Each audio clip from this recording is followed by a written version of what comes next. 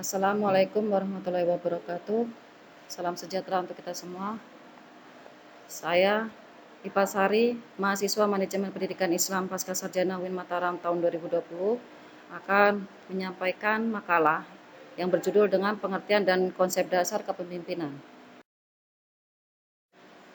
Latar belakang dari makalah ini adalah: 1.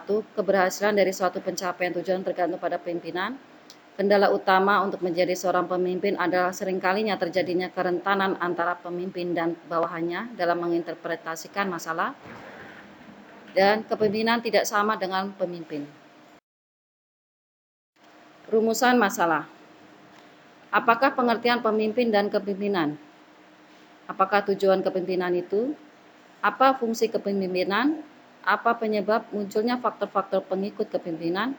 Apa penyebab munculnya teori seorang pemimpin? Dan apa perbedaan pemimpin formal dan non.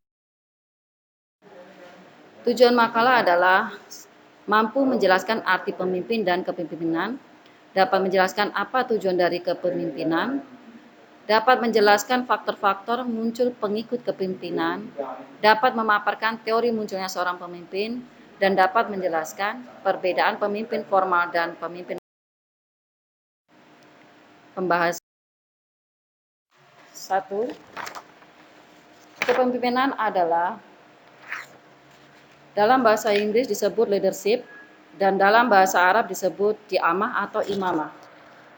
Dalam terminologi yang dikemukakan oleh Marifal dan Hamzah, kepemimpinan adalah menyangkut dalam menstimulasi, memobilisasi, mengarahkan, mengkoordinasi motif-motif dan kesetiaan orang-orang yang terlibat dalam usaha bersama.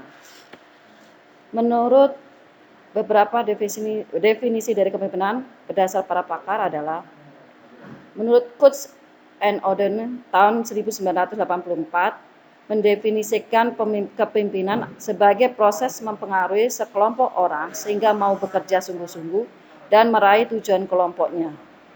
Sedangkan menurut George R. Terry pada tahun 1960, kepemimpinan adalah kegiatan mempengaruhi orang-orang untuk berusaha mencapai tujuan bersama. Tujuan kepemimpinan. Tujuan kepemimpinan adalah: 1. Mencapai suatu tujuan. Kepemimpinan merupakan sebuah hal yang dibutuhkan dalam perusahaan atau kelompok supaya tujuan dapat tercapai. Yang kedua, tujuannya adalah untuk memotivasi orang lain. Tujuan di sini maksudnya adalah memotivasi orang lain agar bisa melakukan sebuah hal dengan baik dan memaksimalkan kemampuan. Fungsi kepemimpinan. Menurut Usman Effendi, fungsi kepemimpinan adalah memandu, menuntun, membimbing, membangun, memberi motivasi kerja, mengarahkan organisasi, menjalin jaringan komunikasi yang baik, memberikan pengawasan dan efisien, dan membawa para pengikutnya kepada sasaran yang ingin tercapai sesuai dengan target dan perencanaan.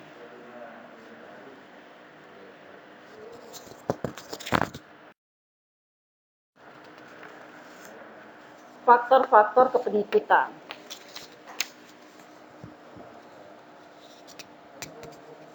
Macam-macam kepengikutan. Ada beberapa macam dalam pengikutan. 1. Pengikutan karena naluri. 2. Kepengikutan karena tradisi atau adat kebiasaan. 3. Kepengikutan karena agama. 4. Kepengikutan karena rasio.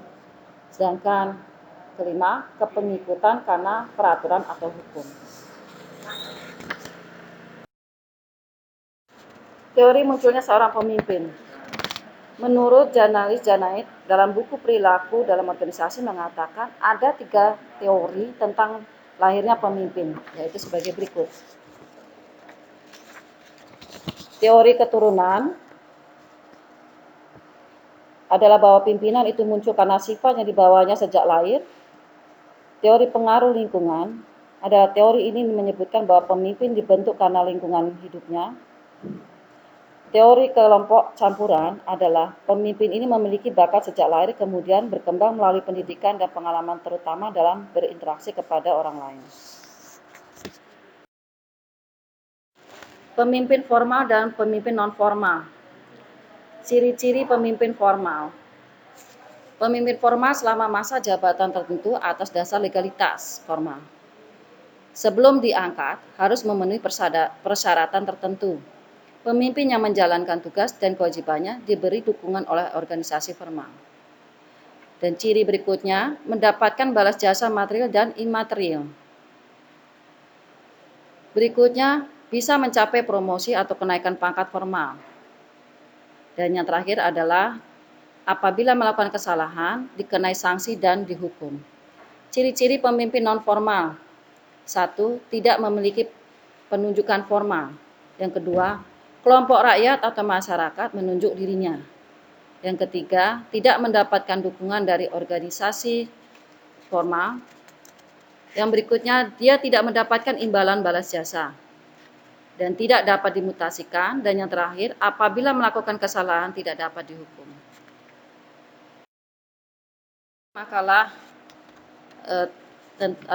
saya tentang pengertian dan konsep dasar kepemimpinan. Saya yakin bahwa makalah ini masih ada kekurangan dan mohon untuk diberi masukan agar makalah ini bisa lebih berkembang lebih baik. Sekian, wassalamualaikum warahmatullahi wabarakatuh.